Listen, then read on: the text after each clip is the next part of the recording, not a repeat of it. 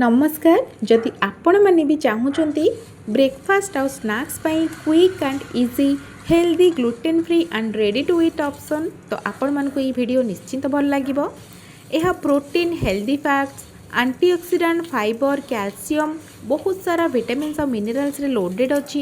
यह बनैबा बहुत ही इजी। आपण मैंने यहाँ क्षीर कि योगर्ट सहित खाई परिबे।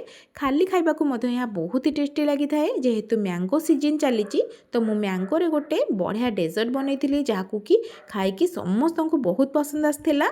तो चलतु रेसिपी देखी नवा। तो मुझे रेगुलर ओट्स गोटे कप नहीं आपण मैंने चाहिए रोल्ड ओट्स नहीं पारे। तो मुझे पकाइवाई किसी जागरी पाउडर नहीं आपण मैंने चाहिए ब्राउन सुगर यूज करें। तो मु किछि एक्स्ट्रा वर्जिन कोकोनट ऑयल नहीं आपण मान पाखे जदि एक्स्ट्रा वर्जिन कोकोनट ऑयल नहीं तो आपण मैंने ता जगह घी यूज करें। तो ये मुझे खजूरी नहीं कि क्रेनबेरी नहीं कि चिया सीड्स नहीं जेहेतु आम घरे बनाऊँ आपण मानकर पसंदर जेकोसी नट्स हो कि सीड्स हो आपण मैंने यूज करें। तो मो पाखे जहाँ थी मुझे पकई। तो मुझे किसी ग्रीन पिस्ता नहीं आउ कि धला राशि नहीं।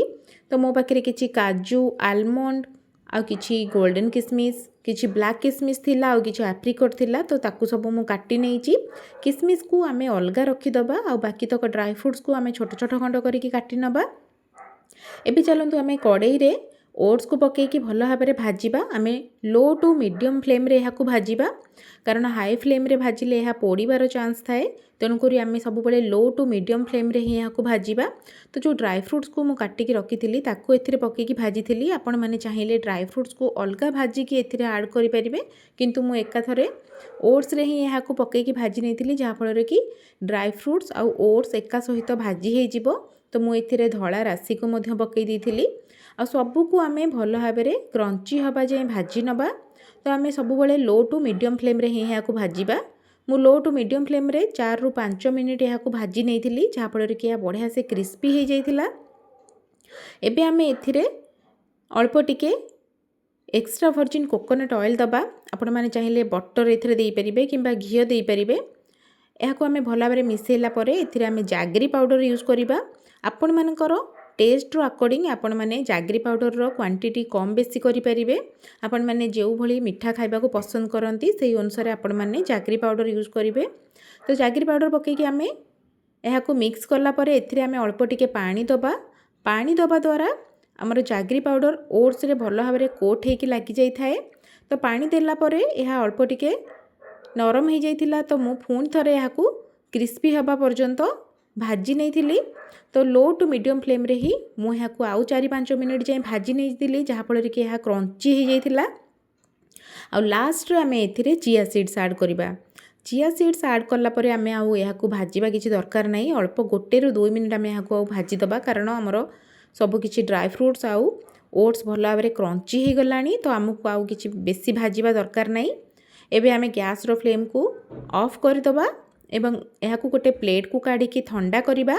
आ ठंडा है परे ही आम गोटे एयर टाइट कंटेनर रे यहाँ स्टोर करके रखीदबा। तो आपन तो देखिपे यह केते क्रंची देखा जाउची। मु आपण मानकु साउंड सुनाऊँगी। आपण माने साउंड सुनिले ही जानीपारे जे यह केते क्रंची होईची। यह तो छुआ मैंने बुली बुलिकी ही सेमिति ही खाई दे थांती। यह एते टेस्टी लगी थाए।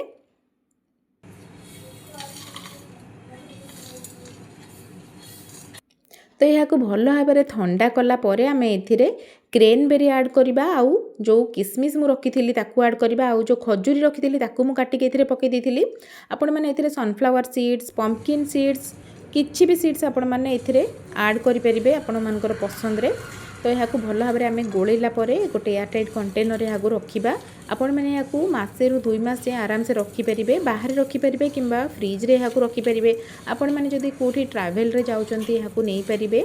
छोट मोट भोक पाई तो बहुत ही बढ़िया स्नैक्स ऑप्शन। तो आपण मैंने निश्चय भाव में यहाँ घरे बनातु।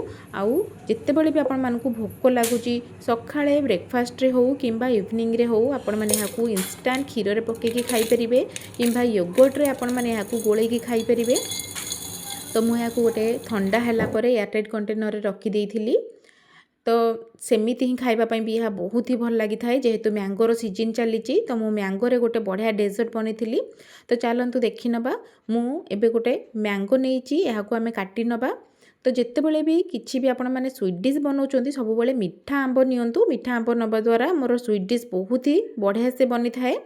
तो देखो मुझे आंब को काटी नहीं आ गोटे ग्राइंडिंग जार रे आमे यहाँ देदबा आ यार गोटे स्मूथ पेस्ट बनैबा।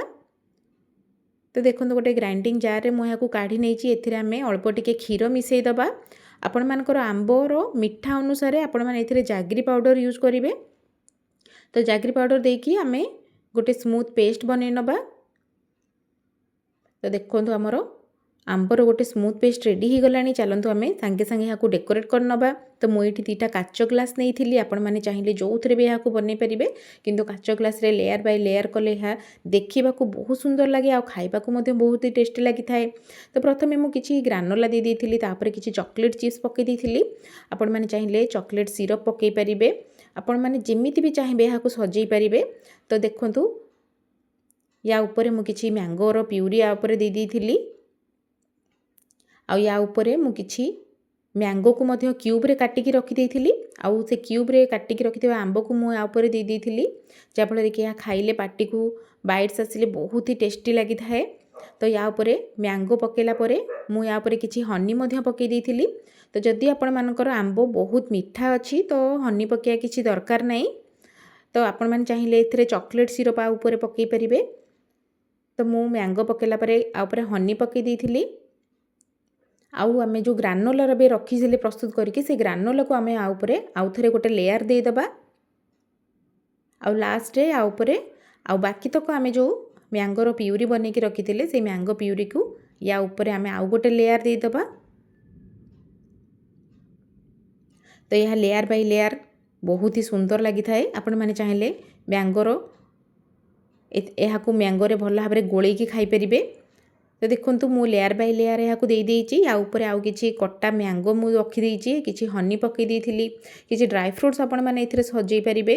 तो मु एथिरे किछि आलमंड को काटिकी या ऊपर पकई देइथिली आउ किछि चोको चिप्स मध्य मु दे देइथिली आउ किछि ग्रानोला को मु या ऊपर दे देइथिली जा फल कि यह क्रीमी आउ क्रंची लागिबो आउ किछि कलरफुल देखा जिबा पई मु या ऊपर किछि टूटी फ्रूटी मध्य सजई नहीं। आपण मैंने जमीती भी चाहिए यहाँ सजई पारे। यह खाइबा बहुत ही टेस्टी लगी थाए। आपण मैंने क्रीम सहित सर्व करें योगर्ट सहित सर्व करें कि नॉर्मल मिल्क सहित यहाँ सर्व करें।